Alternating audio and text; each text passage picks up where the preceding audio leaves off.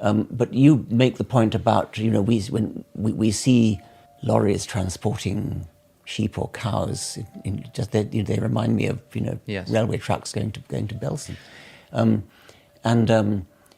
I think there is a tendency to turn a blind eye. And there probably was in the 18th century towards the way slaves were treated, and there is now towards, as you say, factory farms and slaughterhouses. Yes. Yeah, well, it's hard to do what you acknowledge as good. That's one question. What will our future descendants think when they look back at us, the way we look back at our slave-owning ancestors with horror? What will our descendants look back on it in our time? And I think the obvious candidate would be the way we treat non-human animals. Hey, what is up, guys? So today's video is going to be a follow-up video from a past video I did titled Why Veganism Makes Smart People Stupid. If you haven't seen this video, I highly recommend watching it after you watch this video, and you'll see me go over just how some people who we deem as intellectual scholars of the 21st century have their brains quite literally turn off when in the face of veganism. Oh, and before we go on this video, I did this, I think like 10 or so videos ago, where I just said in the beginning, how about you guys subscribe?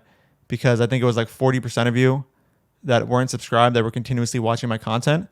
And literally all I said was, please subscribe. It was, no marketing effort put in whatsoever. And it worked. There was like 150 more people who subscribed from watching that video than normally would subscribe watching a video. So just to be clear, subscribe. Okay, back to the video. Rather than go into why veganism makes smart people stupid, we are going to today delve into why veganism makes good people evil. I mean this in the sense that there are people, many people, who outside of veganism make quite extensive efforts to make the world a better place. Much more efforts than, say, the average person would put forward. Some would call these people Samaritans. They come in the form of environmentalists, philanthropists, moral philosophers, human rights activists, and others. These are people who, unlike the average person, have taken it upon themselves to primarily, or at the very least strongly, dedicate their life to a meaningful cause which promotes the welfare of others. Others are usually defined as human in these cases. I want to use the clip of Richard Dawkins that I played in the beginning of this video as a kind of example of the kind of non-vegan Samaritan we're going to be analyzing in this video. So let's play that clip one more time and break down what exactly we're seeing. But you make the point about, when we see lorries transporting sheep or cows, they remind me of, Yes. railway trucks going to Belsen. I think there is a tendency to turn a blind eye. And there probably was in the 18th century towards the way slaves were treated, and there is now towards, as you say, factory farms and slaughterhouses. This clip is much more profound than we think and is highly representative of the non-vegan Samaritan archetype that many vegans are familiar with. Richard elicits here that the transportation of sheep and cows to the slaughterhouse to be murdered reminds him of railway tracks going to Belsen. When Richard says Belsen, he's referring to a Nazi concentration camp from World War II called Bergen-Belsen. We can infer from this that the transportation of livestock to slaughterhouses reminds him of Jews and other victims of the Holocaust being transported to concentration camps to eventually be executed. Richard goes on to say that he believes the way which people turn a blind eye to factory farming and slaughterhouses today is probably what people were doing in the 18th century with respect to slavery. This is a clear case of somebody recognizing the immorality of modern day animal slavery. He recognizes it to the point that it reminds him of the Holocaust of World War II and human slavery. To my knowledge, Richard Dawkins is not a vegan yet, and instead, just on a moral level, recognizes that it would be a good thing for him to be a vegan according to his ethics. Now here is the main point of this video. Why is it that otherwise good people who go out of their way to do more good than the average person, who recognize that they are literally supporting systematic exploitation and murder, decide to continue to do so? And let's be perfectly clear here. Not only do they recognize these things are wrong, but these people can sometimes even recognize parallels between what they are supporting and the Holocaust and slavery. We are currently touching on a topic addressed in philosophy called acrasia, which broadly defined is just a lack of self-control or the state of acting against one's better judgment. Now, of course, we can all think of many times in which we decide to do something that is considered immoral according to our moral principles. I would like to think that these kinds of things exist on a spectrum with respect to being more or less acceptable. For example, stealing $3 worth of product from a gas station is wrong to many, but many people who consider it wrong may end up doing it from time to time, and we wouldn't consider these people moral monsters for acting against their better judgment in these cases. Then there's things like murder and essay, I'm calling it essay because I don't know if this video will be demonetized, that are generally unacceptable. These are actions we would consider people moral monsters for committing. In my experience, many otherwise, quote, good people I know, who say things like Richard Dawkins, where they acknowledge animal agriculture as akin to slavery and the Holocaust, those people will view being vegan as just another thing that is a pretty good thing to do, but not in the same way we'd view it as a moral obligation to not murder humans. This is the kind of attitude that lends credence to the overall attitude that, oh yeah, what animals are going through sucks, I'll probably go vegan someday, as opposed to a more vehement attitude in which a person faces the moral problems of their commodity purchases with haste and urgency, leading to the quick decision to go vegan and change their commodity purchases for the better. So I begin to ponder why something as egregious and atrocious as animal agriculture gets such an unconscious pass in these otherwise really good people's minds. One of my first intuitions that comes about when answering this question is the distance between the victim of a commodity purchase and the consumer making the commodity purchase. But that kind of intuition alone loses its merit when I think of the following. If non-vegan Samaritans were to come across a kind of consumerism which involved the breeding, rape, enslavement, and murder of human beings,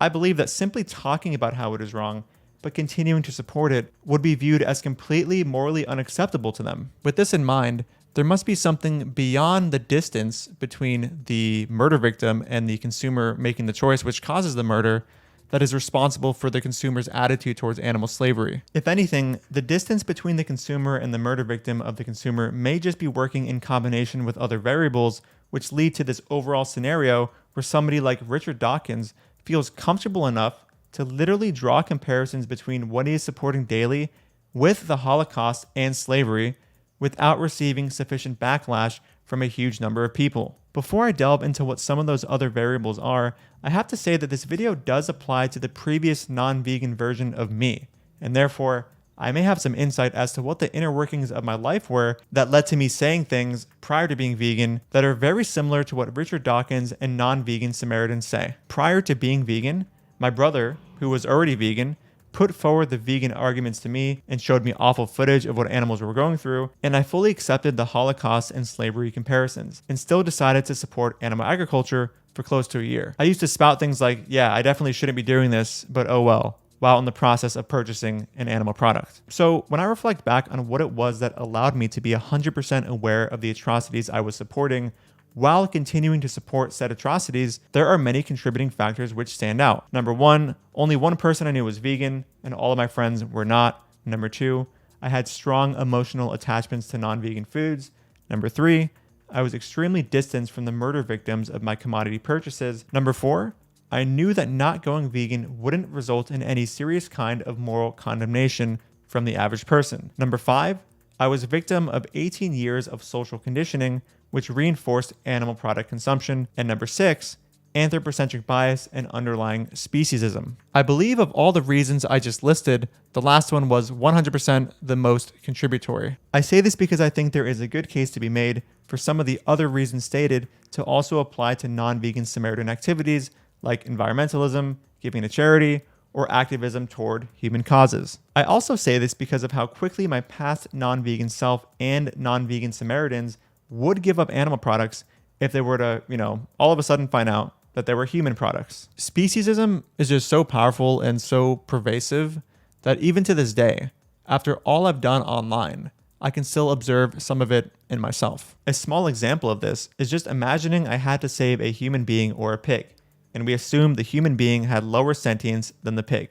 Of course, I know within my morals I should save the pig, given that I have a value for sentience, but there is a part of me that intuitively feels I should save the human, even if I know within my ethical system that would be wrong. Whether this speciesism is biological, environmental, or some combination of the two, It still remains, even in the face of my past 6 years of reinforcing anti-speciesism argumentation. With all of this in mind, there is no doubt to me that it is a combination of all of these factors which leads somebody like my past self, Richard Dawkins, and other non-vegan Samaritans to be fully aware that they are supporting a Holocaust, recognize it as wrong, and continue to support it. So yeah, guys, I think it's clear that veganism in many of these people's minds is in the same category as, you know, the stealing $3 worth of merchandise from a gas station kind of action, where it's like, oh yeah, that's totally something I should do.